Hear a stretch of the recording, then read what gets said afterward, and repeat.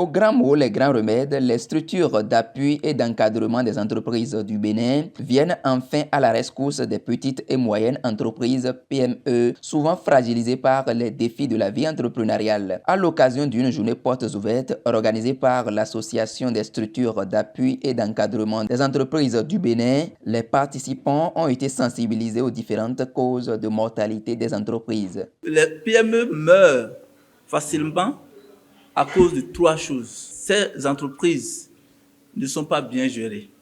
Les gens sont experts dans leur domaine, mais en matière de gestion, ils ont besoin d'être encadrés.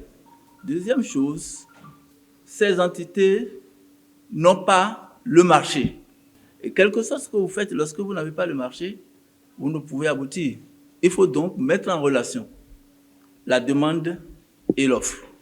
La troisième chose, c'est que les entreprises n'ont pas accès au financement. Et donc tout ceci a amené les chefs d'État de l'UEMOA à mettre en place ce qu'ils appellent dispositif de soutien au financement des PME-PMI de l'UEMOA. Ce dispositif repose sur l'identification des structures d'appui et d'encadrement qui vont faire ce travail d'intermédiation entre les entreprises et les différents partenaires. C'est ainsi que l'État béninois a sélectionné en 2018 12 cabinets pour la première cohorte. Et en 2021, il a sélectionné 15 cabinets qui vont jouer dans ce rôle d'intermédiation. Et ces cabinets sont appelés structures d'appui et d'encadrement. Ce mardi 21 novembre 2024, l'événement a permis non seulement de faire connaître cette grande structure désormais dédiée au soutien des entrepreneurs béninois, mais aussi de créer un cadre de facilitation et d'échange. L'objectif reste de favoriser un environnement entrepreneurial plus sain, a martelé le président de l'association Paul Dahoui. Nous avons voulu organiser cette journée portes ouvertes pour faire connaître à nos partenaires ce que nous sommes, ce que nous faisons, recueillir leurs attentes et commencer par y travailler.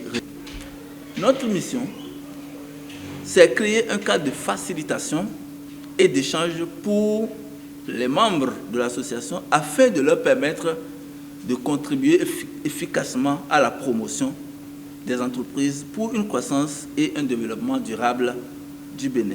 Pour une première édition de Journée Portes Ouvertes à la Chambre de commerce et d'industrie du Bénin, les organisateurs estiment que les objectifs de l'événement ont été largement atteints. Et donc, c'est ce qui est aussi derrière ça. Nous pensons que cette journée Portes Ouvertes que nous venons de tenir a atteint ses objectifs. Sur 15 membres de l'association, 9 ou 10 ont participé ou se sont fait représenter. Au total, nous avons eu plus de 30 participants, voire une quarantaine participants à cet événement.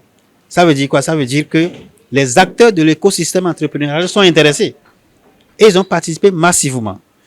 Nous avons les projets qui accompagnent à travers les SAE, qui accompagnent les entreprises qui ont aussi participé. Et nous avons fait l'événement dans la maison de la Chambre du commerce et d'industrie du Bénin. Donc dans la maison des entrepreneurs. Et donc, c'est un cachet spécial, c'est un cachet officiel que nous avons donné à cet événement, que nous pensons que chaque année, nous allons rééditer.